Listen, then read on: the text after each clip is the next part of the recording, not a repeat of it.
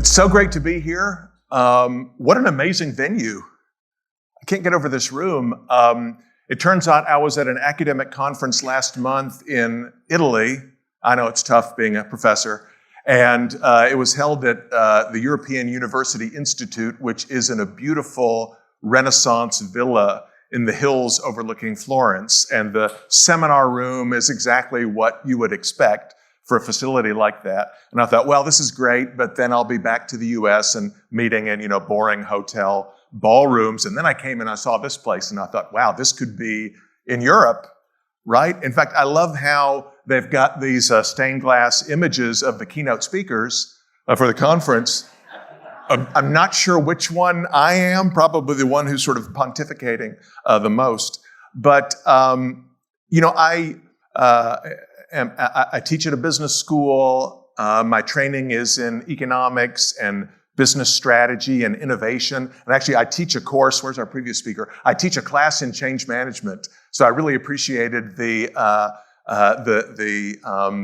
application of change management principles to this particular topic from the last session. And I stole I took pictures of a few of your slides that I'm going to steal for my own class. But I love free markets. I love thinking about competition. I prefer systems that are bottom up rather than top down. I like decentralization. I like autonomy. I don't like heavy-handed interference, especially from the state, in the activities of private market participants. But I'm also a bit of a contrarian and I like to have fun. So I thought I would talk to you today about hierarchy. So my talk today is about the conventional managerial hierarchy and why it's good, or why it's sometimes good. Right? I figured that might ruffle a few feathers and stimulate some interesting conversation this afternoon. And of course, part of the reason why I'm talking about hierarchy and promoting the idea of the conventional managerial structure is because, no surprise, I have a book. My newest book was published in October of last year. It's called Why Managers Matter: The Perils of the Bossless Company. And it's co-authored with Nikolai Foss, a professor in Denmark, with whom I've done a lot of previous writing and research. And you can see from the table of contents the range of topics covered by the book. The book is positioned as a critique, as a sort of countercultural critique of what we call the bossless company narrative, which is the idea that all organizations, or at least most organizations, should embrace a certain set of management principles around being more lean, more agile, more networked, more loosely structured, emphasizing bottom-up decision-making rather than top-down. I'll go into the details of that in just a moment. But we argue in the book that this narrative, that all companies should adopt this kind of structure, is flawed, is not supported by theory or evidence. We say there are some advantages to organizing companies, hospitals, communities, and so forth in that kind of fashion, but there are also some important drawbacks as well. And that managers need to think more carefully about the trade-offs and how to assess the management model that works best for them under their particular circumstances. And that's what we do in the second half of the book, is we talk a little bit about the theory of hierarchy and the history of hierarchy and the role that hierarchy plays in society, and how managers can take these principles and use them to become better managers. Okay? If you don't want to read an entire book, you can also get a preview or a hint at our argument in an article that is in the current issue of the Sloan Management Review called Rethinking Hierarchy, where we sort of explain, how hierarchy has changed from previous eras to our era, and how these principles can be adapted or modified, for organizations in the 21st century. But you should buy the book; it's great. Now, when we start talking about managers, right, even middle managers, because we offer a defense of the middle manager in our book. Middle managers in our culture and society don't have a great reputation, right? We think of them as roadblocks. We think of them as, I don't know, maybe deadwood, right? They slow us down. They're not really needed because decision-making is really, the key corporate issues are being handled at the top. And we, employees, doctors, workers, professors, we're doing everything at the bottom. Why do we have these supervisors, the administrators, getting in the way? To put it another way, think about, I like movies, I like old movies, right? Think about sort of the typical workplace or office culture of the 1950s or even earlier eras. In the book, we draw a contrast between a classic 1956 movie that maybe some of you old-timers have seen called The Man in the Gray Flannel Suit, which is, it's a story about, this young worker who's trying to work his way up the corporate ranks and also dealing with personal and family issues. But he's in this setting of, a big company with this sort of drab and dreary workplace, and everybody's at a desk or a cubicle, and everybody acts the same and, of course, dresses the same in the, gray flannel suits and hats. If you contrast that to the kind of workplace that we see depicted like in The Social Network, right? What we imagine to be the typical tech headquarters, right? Everybody's, of course, in jeans or shorts and T-shirts. And, people are sort of loosely structured into groups or teams, but nothing is very strict or rigid. Everybody, people sort of deal with each other laterally, side to side, rather than going up and down a formal chain of command. And it's fun and exciting. And, you've seen those pictures of, well, I was about to say Twitter headquarters. I should say pre-Musk Twitter headquarters, the slides and the espresso bars everywhere and beanbag chairs. Right? That's the kind of workplace culture that we associate with kind of the new world. And we often think that younger workers, millennials, Gen Zs, they have no interest in returning to or ever being in, the sort of traditional workplace culture of the old days. They want something loose and flexible and more exciting and fun. So we're positioning our book, again, as a sort of counter-narrative to a story that is very popular in the management literature nowadays. So there are lots and lots of books that you can find on Amazon or Barnes & Noble or wherever you shop, right?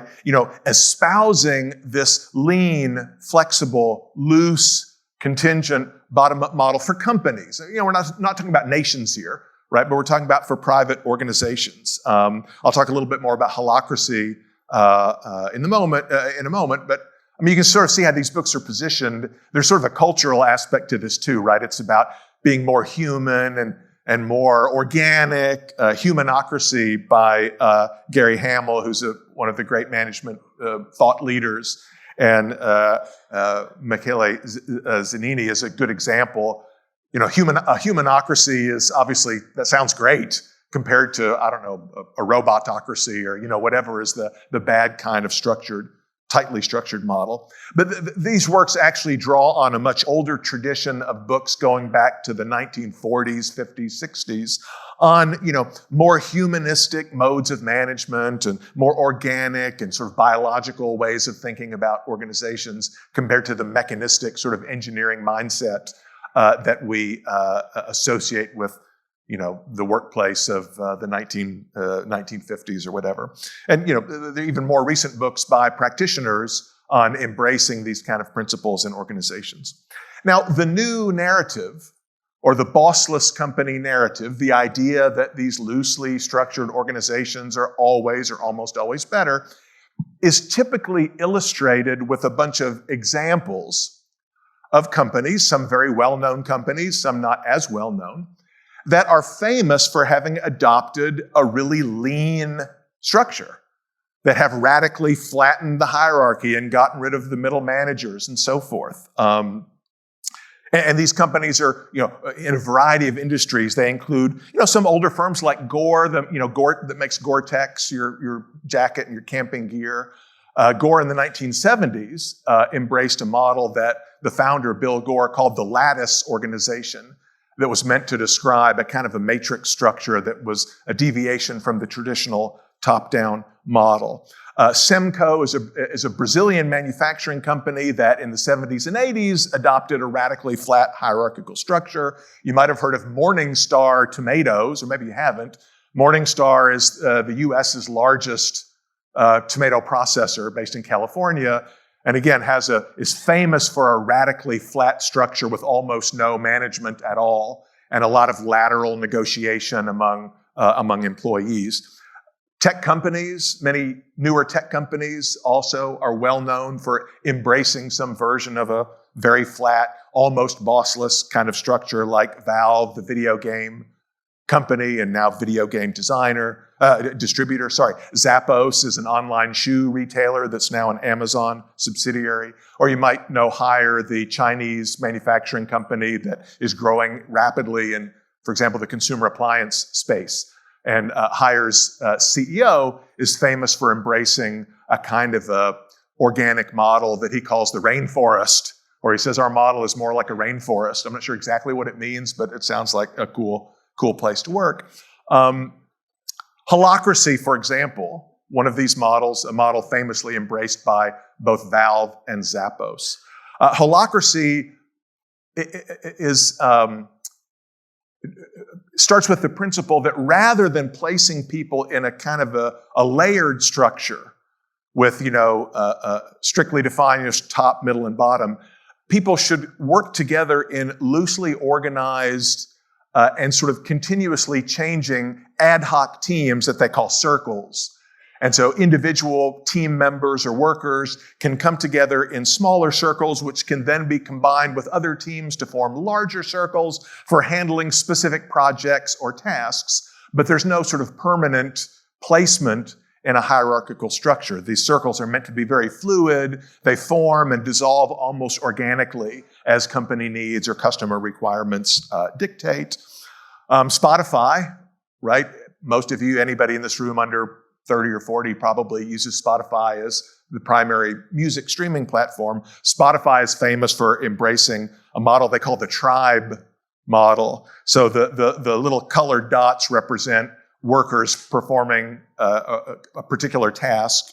And then those workers are bundled into tribes, which consist of people with different functional specializations trying to solve a particular problem or work on a particular product. Chapters are groups within a tribe of people that are in the same functional area, and tribes can be combined into trios, which can then form alliances, and there are guilds that cut across alliances and so forth.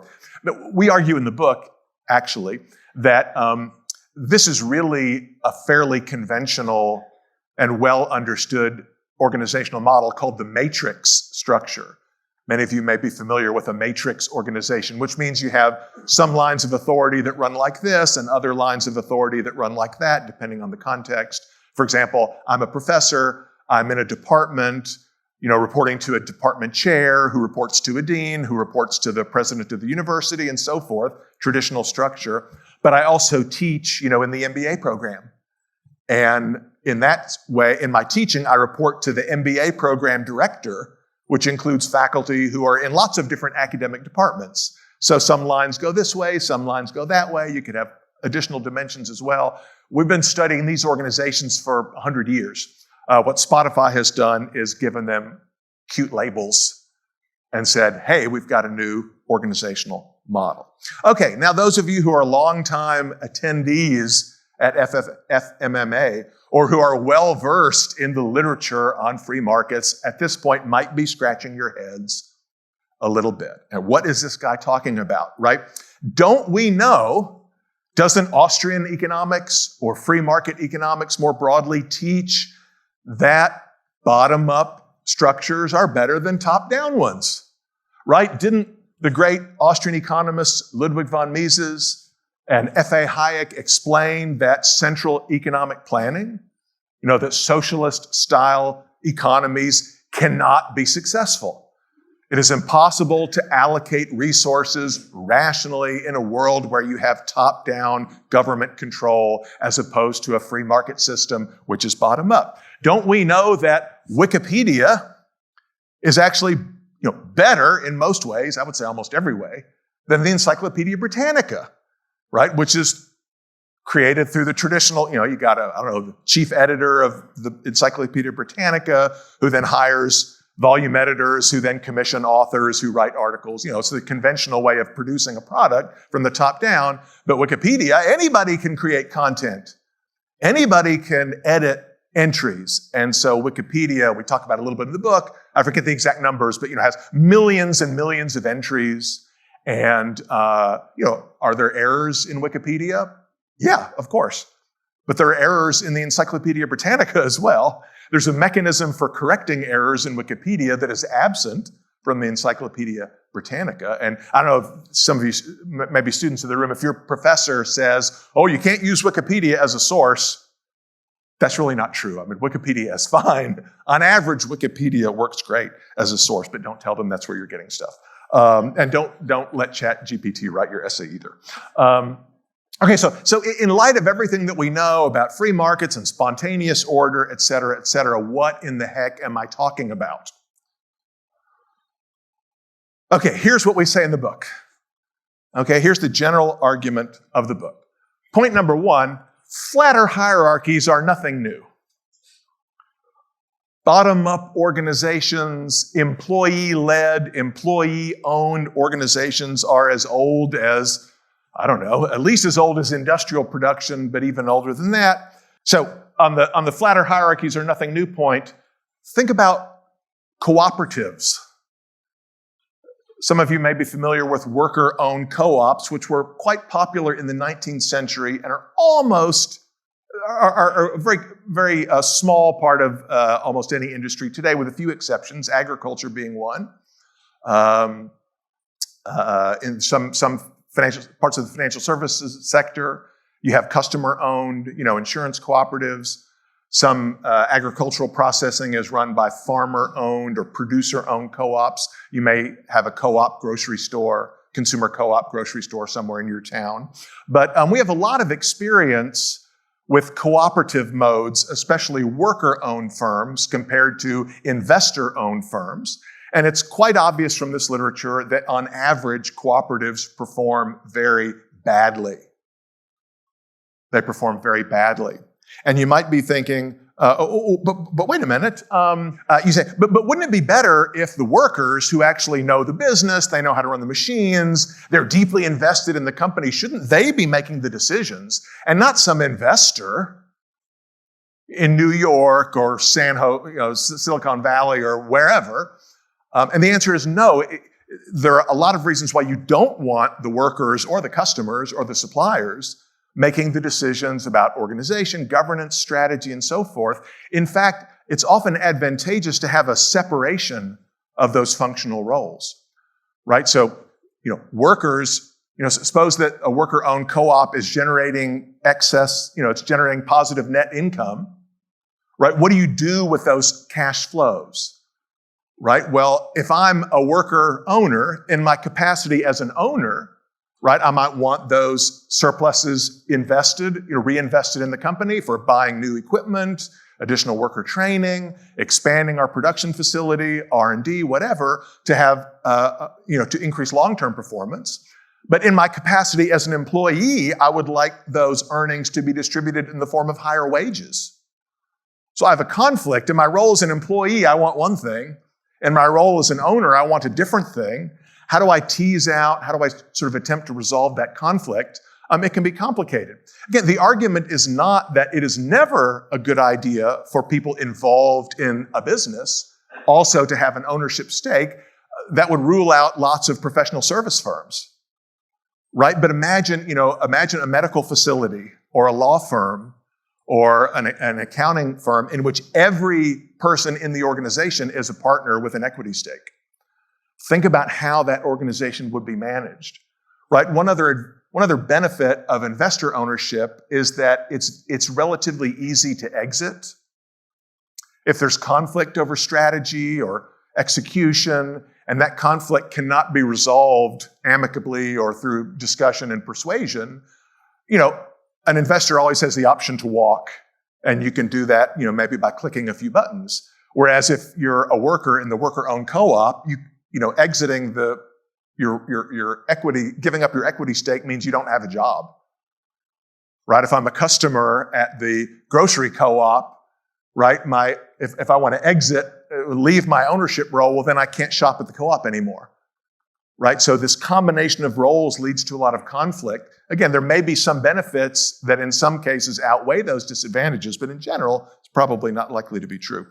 Evidence for the bossless company narrative is cherry-picked, right? Let's pick one or two examples of companies with really flat structures and talk about how great they are. Fine, but that's not a systematic study of the impact of flatness on performance across a broad set of companies and industries and settings. And the few studies that have been done of that type have not found any systematic benefit to flatness over the conventional structure.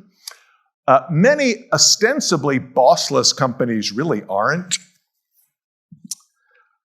Consider Wikipedia, okay? It turns out that Wikipedia, everybody's go-to example of a radically disaggregated, flat, organic structure, has a boss. Wikipedia has a boss.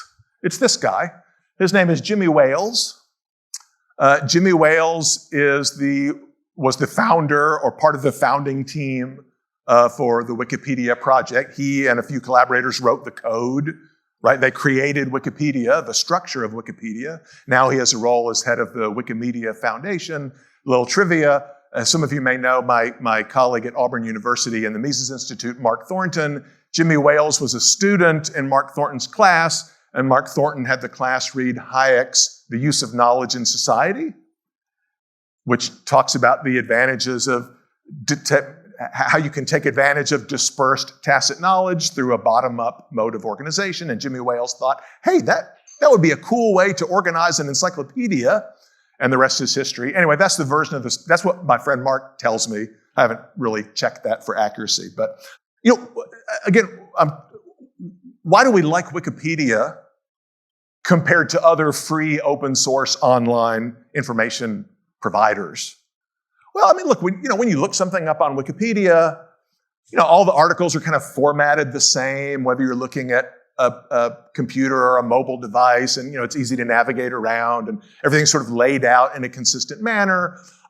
If those of you who are into editing Wikipedia entries, this one you can't edit, okay? But most of them you can edit. There's a little edit tab, and you can track all the changes, and you can see the identities of the people who are editing. And sometimes there's like a flame war going back and forth between people editing and counter-editing, and you can track the discussion. And there are procedures for resolving these kind of disputes. There are like editors or super users who can come in and make a call on a dispute among Wikipedia editors. So there are policies and procedures in place that, again, don't rule out error, but allow for a certain consistency and greater reliability than would be the case if it was just a free-for-all. And, maybe sometimes you go on and there's like little warning labels. This claim does not have a source to back it up. Okay, so those things are useful as we try to navigate, the web and figure out what information is reliable. Okay, how did all that come about? It wasn't just magic. It wasn't pure spontaneous order. What happened is Jimmy Wales and his colleagues sat down and wrote the code. They designed the structure within which Wikipedia entries can be created and modified, etc. So, when I say Jimmy Wales is the boss of Wikipedia, does that mean he wrote all the entries? Obviously not. Does that mean he hired all the content creators? Obviously not, because that could be any of us, right? But what he did is he designed a system. He created structures within which spontaneous order could lead to the creation of all this great content. Okay? So I'm going to come back to that point in a second. Other examples of famously bossless companies, things are weird. This guy is Tony Hsieh, who was the founder and CEO of Zappos. He unfortunately passed away a couple of years ago. But, he was kind of a control freak, typical of this sort of super charismatic tech leader. who would, at least on paper, oh, I'm just one of the guys just like the rest of you. But in practice, he had a huge amount of de facto authority based on the nature of his role. And he was kind of dictatorial and unpredictable, and a lot of people had trouble working at Zappos. Valve is another famous example. Valve, the video game platform. Many former Valve employees describe the atmosphere at Valve as like a high school. Some of you old timers may recognize this particular movie image. In other words, there was, on paper, it was radically flat. And as we point out in the book, the new employee handbook at Valve was called Welcome to Flatland. We use that as a title of one of our chapters. And it's this policies and procedures manual about how everybody's equal. We don't have any hierarchy, et cetera, et cetera. But insiders say, no, in fact, even where there wasn't sort of official de jure authority, there was a lot of de facto authority. There were the cool kids, and there were the nerds, and the bullies, and the people who were bullied, and cliques, and all kinds of informal hidden power structures. So there were some people who exercised a lot of authority in practice, even though theoretically everyone is equal. So, we say in the book, it's sort of, the old expression, power abhors a vacuum. Well, hierarchy abhors a vacuum. Hierarchy tends to sort of emerge in practice, even when it's absent in theory. Okay. So, again, am I claiming that, top-down structures are better than bottom-up structures? That's not the claim that I'm making. What we argue in the book is, again, the professor's favorite answer to any difficult question: it depends. In other words, what we argue is there are a certain set of factors, call them contingencies, if you like. There are circumstances under which a more conventional hierarchical structure works well, and there are other circumstances in which a more loosely structured, flatter model will actually perform better. What are some of those contingencies? Okay, so what are some reasons, what are some circumstances under which a more hierarchical model will actually add value? Well, environmental conditions like high levels of novelty, complexity, and uncertainty. Under those circumstances, when leaders establish sort of a framework that allows people in the organization to sort of figure out what to do and how to adapt, when there are more guidelines or guardrails, that can be useful to people inside the organization trying to come up with solutions. And these tend to be more valuable in situations of high novelty, complexity, and uncertainty. Also, urgency. Urgency. Those of you who are parents will appreciate this analogy, right? I mean, you want to give kids some autonomy, that's appropriate for their age, right? Little kids are more closely supervised, but, as kids get older, you want to start letting them make some of their own decisions so they can figure things out. And when they go out on their own, they'll have some experience, taking care of things without always being reliant on mom and dad, right? That's sort of standard parenting advice. I remember one time when my oldest son, he must have been about 3, and we were living in a house that was on, I guess it's sort of a busy street. Not a thoroughfare, but it was a street that had quite a bit of traffic on it. I don't know, and at one point I looked out we had a front door with a window in the door. I happened to look out the front door, and there is my son standing in the middle of the street. Hi, Daddy, hi. You can look at me and see I'm not a world-class athlete, but the fastest I've ever sprinted in my life was to get out that door, run into the street, grab him, bring him back inside, simultaneously yelling at him and crying and hugging him, at the same time. Because, look, you could say, well, but Peter, if you always tell your kids, come here, come there, that's not good for their growth and development. They need to have some freedom to, play with this toy instead of that toy. Yeah, sure, but not when they're standing in the middle of the street. Okay, so here's another way to look at it. You could say, well, but what if in fact, maybe the street was blocked off for construction and I didn't know about it, Maybe the actual danger was probably not that high, and there was like, a cool turtle or something in the street, and boy, it would be really good for his cognitive development to get to play with that turtle. Yeah, I mean, it's possible, but in that decision-making moment, what is more likely, right? Or even if me grabbing him and bringing him inside by itself is not a great parenting move, under those circumstances, the cost of getting it wrong is so high, right? That a decision needs to be made right then, even if it's not the best decision. In cases like that, having meetings, trying to get consensus and buy-in from all stakeholders is, even though that might lead to a better decision, it's not worth it. You've got to make a decision fast. And under those circumstances, more authority exercised from the top can be valuable. But the most important sort of set of factors that allow hierarchy to add value or to benefit organizational design is when you have high levels of task and job interdependence. Interdependence is high when each task, function, or job has to be closely coordinated with complementary tasks, functions, or jobs. The pieces have to fit together for the thing to work. Okay? Think about, Henry Ford's assembly line. One of the most important innovations in human history, leading to mass production and, huge increases in the standard of living and so forth. I mean, you can imagine a model where, there's a worker, a previous speaker can probably correct me on some of if I get anything in the auto industry wrong, but, you got, somebody's at one station who's like, welding the chassis together, and then the chassis moves on to the next station, and somebody is dropping the engine into the chassis, and then it moves to the next station, and somebody's attaching some body panels, whatever, right? Of course, you want to allow the auto assemblers at each station, some latitude to figure out how to do their job, how to use the tools and where to stand and, how to set up their station.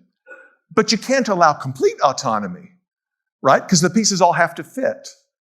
Physically, right? When you're ready to put your part onto the assembly, it's got to be the right size. The holes and the screws have to be in the right place. If you've ever tried to assemble furniture from IKEA, or even worse, from Walmart, and you find out the holes are not drilled in the right place, you understand how frustrating that can be. So we need to make sure all the pieces physically fit together. There's also a temporal aspect of coordination, right? Each station has to be working at a certain speed. Otherwise, you get bottlenecks, you get stuff, piling up, or you get shortages. So it wouldn't be realistic to give each assembly line worker complete autonomy in how to perform their task, because you need all the tasks to harmonize, to be in sync, like a band. Okay, and again, there's differences. For a classical, an orchestra playing a classical symphony, very little autonomy is needed. For a jazz quartet, you have solos and you have more spontaneous music making by individual members. But even with a jazz quartet, right, it's not just random noise. You got to have a beat, and you've got to have, okay, now it's your turn for the solo. Now it's your turn for the solo. You still have to have some coordination, otherwise it's just noise. Or, to use another example chosen purely at random for this audience, imagine a complicated medical procedure, right? So you need the surgical team with its different functional specialists and its different service providers. Everybody's got to be on the same page. Everybody's got to be working at the same speed. Everybody's got to have, physical tools and equipment, processes and routines that synchronize or harmonize in order to produce the output of successful surgery. And, I don't know how many surgeons we have in the room, but surgeons are not always known for being warm and cuddly at the operating table, right? Because that's not an environment where everybody can sort of do their own thing. There's a high level of task interdependence in the performance of the medical procedure, and you need some kind of structured system for making sure that everybody is on the same page, okay? Okay, small detour into theory, because that's what I get paid to do most of the time. Hierarchy kind of has a bad reputation. Why? Because what people often think hierarchy means is, top-down command and control. It's what the drill sergeant does, or what the platoon commander does in leading his men across the field. Famous organization theorist named Herbert Simon, who was also a Nobel laureate in economics and a great contributor to computer science and artificial intelligence. He was also known as a great theorist of hierarchy. And what he described as sort of the conventional notion of hierarchy is, there's a boss and a worker. The boss commands the worker to perform a specific task and make sure the task was performed correctly. In the book, we call that type 1 authority. That's what most people think authority means. But there's another kind of authority as well, which is more like the kind exercised by Jimmy Wales. It's not command and control, right? It's exercised by the boss designing systems and processes and procedures, choosing who's going to participate in those systems, and then letting people play. So if you like this terminology, authority is also exercised in terms of sort of designing and implementing the rules of the game, which is different from telling people how to play a specific game. Think about Monopoly. I can't remember, I used to know the name of there's a person who invented Monopoly during the Great Depression. Supposedly he drew the game board on a dining room table or whatever. And that's why you have a shoe and you have top hat, these sort of random objects, because they were looking around the house for things to use as the game pieces. But again, Monopoly was designed, the rules were written down by a designer, right? But that doesn't mean that person dictates how you play Monopoly, what specific moves you make, what decisions you make. So you can allow people to play the game using their tacit knowledge, helping them to stay motivated, feeling like they have some autonomy over their choices, but yet play within a set of rules established by a designer. So we call this type 2 authority. And look, it allows workers, agents, actors to use their tacit knowledge. It satisfies Hayek's criterion that we want systems that allow for dispersed tacit knowledge to be used effectively. It permits for more autonomous kinds of adaptation and change. When workers, employees know of an improvement to be made, they can often make that improvement without getting permission. And frankly, this form of authority is more attractive to the modern worker who doesn't want to be stuck in the cubicle or the workplace of the 1950s, right? But it's not an absence of hierarchy. It's just hierarchy organized in a different way. Hierarchy as designing and enforcing the rules of the game rather than telling people how to play the game. By the way, hierarchy of type 2 also includes resolving disputes. So those of you who are managers know that a lot of your time is trying to mitigate conflict among members of your team. Again, that's also not telling people what to do. It's stepping in to correct problems when they arise, but not preemptively imposing solutions on folks. Okay, so the bottom line is that, context, trade-offs, a variety of different kinds of circumstances, that's what should be guiding managerial decisions about how to organize companies, firms, medical facilities, or any other kind of organization. We also discuss other things in the book, like the history of hierarchy and the ethics of hierarchy, and we talk about hierarchy and innovation, but you're just going to have to read the book to get that for yourself. Okay, so how do these ideas apply specifically to a healthcare setting? I mean, really, I feel like my task in giving this talk is to sort of lay out some general principles and then allow you, to sort of think about how these might apply to the specific kinds of issues that you're dealing with. But I can just throw out a few suggestions, right? I want to state at the outset that the ideas I'm talking about here, this is not a theory of government regulation. I'm not saying that hierarchy of type 1 or type 2 is best exercised by, a board of overseers at the level of the state, right? That's not the claim. This is about how we organize private entities Okay, so don't read me as defending top-down regulation. That's a completely different set of issues that we can certainly talk about, but that's not part of my theme today. So, we can think about issues such as, how do we organize a hospital network or another network of healthcare providers in a variety of contexts, health and wellness, nutrition, and so forth. You could imagine a very centralized model, right, where you have different units, branches, subsidiaries that all follow exactly the same template as the parent. You could imagine at the other extreme a totally loosely structured network. We're all part of the same organization, meaning that maybe we share some overhead services. We share payment processing and we share accounting functions and we participate on, in shared governance at some level, but each unit is almost completely autonomous in terms of choosing how it's going to operate. That's a more, that's the flat hierarchy extreme as opposed to the first version, which is more the traditional hierarchy extreme. But you can imagine all kinds of intermediate cases, a franchise, right? We share branding, we share certain policies and procedures, but then other kinds of decision-making is made at the local level, okay?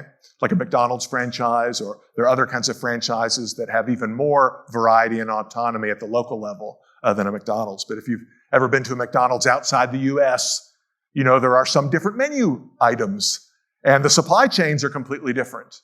And sometimes the pricing is different, even though the branding is uniform. So lots of different models between those two ends of the spectrum. But one interesting example that is worth some further thought is, the distinction between what healthcare analysts, call the traditional functional model of health provision in a hospital setting, for example, versus the patient-centered model, which and some of you may be participants in these dialogues and debates. Usually it's sort of about the philosophy. Is it patient first, patient-centered, or is it following a more, traditional set of rules and really providers come first and the patient is an afterthought? But there's also an important organizational component to this as well. Right? This is a chart that I didn't make myself. I just borrowed it from this paper that you see cited there, a 2018 study, which was sort of laying out the differences between the two organizational models, right? And so in the traditional model, you have people organized by function, and you have by medical specialty, for example, or functional role within the system, and then department heads or supervisors who are in charge of everything that goes on within that function. So, the role of the manager in the traditional model, and the manager is typically a physician, but not necessarily, is to supervise everyone else who performs that same specific function within the healthcare provider. However, in the patient-centered model, the lines of authority are structured differently. Right? So you have, the central managerial role is assigned to the patient. The case manager or the bed manager has primary decision authority across a variety of different functional specializations. So this is not exactly the flat hierarchy with no middle managers, but it's a different model of the middle manager role. And I think the kinds of principles that we've been discussing today can shed a lot of insight about when one of these models or another will be most effective in a particular context. Okay, I want to emphasize here that to return to our major theme, what is the right organizational model in healthcare or auto assembly or computer making? And I'm not talking about some of the other sort of structural issues about the payment system and so forth. But in terms of, how decentralized or centralized should a hospital or another kind of service provider be, there's no universal answer. But what we can say as a general principle is that in a free market where entrepreneurs are free to experiment with different delivery modes and models, where we have more innovation and entrepreneurial expertise being applied to come up with creative new solutions, some of which may eventually be found faulty and abandoned, is a better system than one in which government regulation imposes a uniform model on everyone.